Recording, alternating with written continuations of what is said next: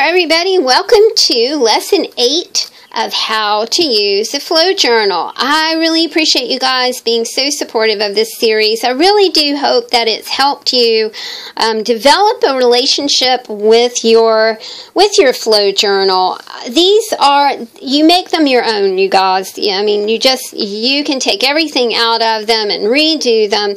The possibilities for these journals are just endless. Today we're conducting a little bit of Spinal Tap. Don't be scared. Spinal Tap is one of my favorite movies.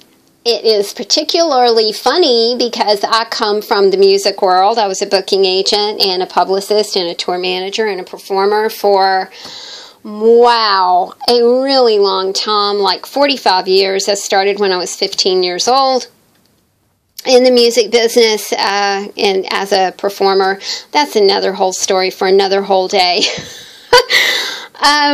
But we're going to do a little bit of Spinal Tap right here, and I wanted to just remind you that the spine of your book is, you can totally take these beads completely off and redo the spine of your book, with maybe beads or mementos that you've purchased somewhere else. Maybe you went on a special vacation or had a special day out or a special occasion, and you have little mementos that you would like to put on here. Remember, you can weave things through these strings.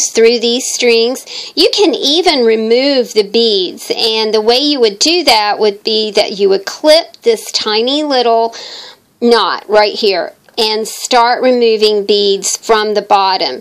Don't clip up here, you guys, because that is the integrity of the binding of these journals. But, if you chose to do so, that would be just fine. You could take this off and put maybe a couple seashells or something that you maybe found on the beach. Also, with flow journals, you've got all of these fibers to work with on your hairy paper clips. You've just got tons and tons of possibilities. So don't be scared. Remember, this is your journal. You are making it your own. I will show you what I did with my journal, my flow journal. I just ditched the beads altogether, and I kind of regret doing that. But then again, it's like, she's a workhorse. She really does serve me as a storage facility for a whole lot of things. So at some point, I just decided to take the beads off. I think it's because I wanted my journal to lay perfectly flat. And then I took the beads off, and I forgot that if you have a journal and you want it to lay perfectly flat so you can write in it, then, the best thing in the world to do is just to place that journal on like an old washcloth or a bundled up t-shirt or something, some sort of material down here to keep it lying flat. But anyway, I made that discovery after I removed all of my beads from my personal flow journal. But live and learn, live and learn. But I've decided that I want to jazz up my spine a little bit, and the way that I'm going to do that, I have seen so many folks using these binder rings, and my mom bought me a whole bunch at the dollar store. She's so sweet. She goes by the dollar store to see if they have paper clips for my hairy paper clips, because a lot of times those paper clips are super hard to find in my state, in my store. I will go in and they'll only have like 2 packs of jumbo paper clips. It's kind of odd in a way. You get the feeling somebody's using jumbo paper clips around here for something. It's a mystery. You don't know what it is. But I've seen several people using these. I'm a Cool Mom uses them. So I thought that today we'll talk a little bit about jazzing up our spine. I have some hairy paper clips that I've already DIY'd here. So what I'm going to do is take a few of these, and Let me take this one here. So a few hairy paper clips. If you're doing this from your flow journal, just remember you got hairy paper clips all over the place, y'all. They're sticking out right here. They're just begging for you to do some crafty art something with them. They need to be in an art project. All right, this is so simple, and you know how much I love something that's simple. So we're just going to start deconstructing our paper clips. And all you do is just kind of pull them to where they kind of come apart at the top, like that. Okay, so I've got 1, 2, so I've got fibers to work with. I've got, I was going to use the fabric one, but I'm thinking no, because I really do like my black and white flow journal. I really do like that. So we're going to take this off as well. So we've got a little piece of embroidery floss right there. And we've got this. Okay, let's just see what we can do with that. And, you know, let's remember that you are going to have a whole lot more possibilities than this on your flow journal. I've never done this before, and I think it's always fun to kind of do something you've never done before because, I mean, I'm positive sure it's easy. This one seems to be going in and out a little bit better than the other one. I think I'll tie these on instead of looping them on. Like I said, I've seen lots of gals doing this, and I thought, well, I'm just going to try that.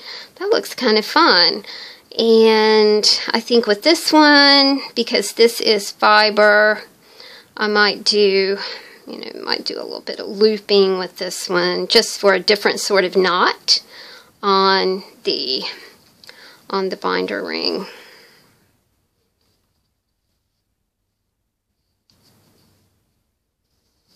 I've got too much going on here. There we go. Alright, so that's 1, 2. I like that. I think we'll put 3 over here. And I do kind of like the looping thing, so I might choose to just do that. It also might be a little bit easier to work on this if this binder ring is closed, but I had a heck of a time getting the thing open. So I'm not going to close it until I put it on my journal.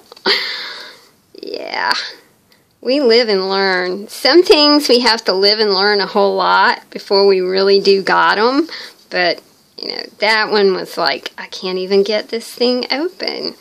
Gee whizzers. Alright. There we go. So I put 1, 2, 3 over there. Alright, so you see how it's coming together, and I really like it. Do you know, it kind of reminds me of a dream catcher. You know, a tiny little dream catcher. Alright, and I think I'll finish it out with one more. I'm going to slide this one, and I am going to tie that on. I think the tying is kind of, I mean, it's cool because it looks different. You know, you have different kind of knots and everything. Alright, now with this, because I ditched my beads, which I probably shouldn't have done, but you know, I did. And that's okay. Do you know why? Because it's led me to this. That's why it's okay. I love Bob Ross. And Bob Ross said there were no mistakes, there were only happy accidents. So I am viewing this as a happy accident. And that's the way I feel about it. Alright, so we've clipped that on. And there you go, guys. So we just did a little spinal tap to this journal, and I like it. I think she looks smashing. I think that she needs to go out tonight and just have herself a great time. I tend to personalize these journals. You can see that, hear that. You know what I'm talking about. All right, guys, that is the really cool, quick way to perform a little spinal tap on your flow journal. Join me for lesson 9 when we will be talking about embellishing the cover of your flow journal. Thank you guys so much. I will talk to you soon. Bye.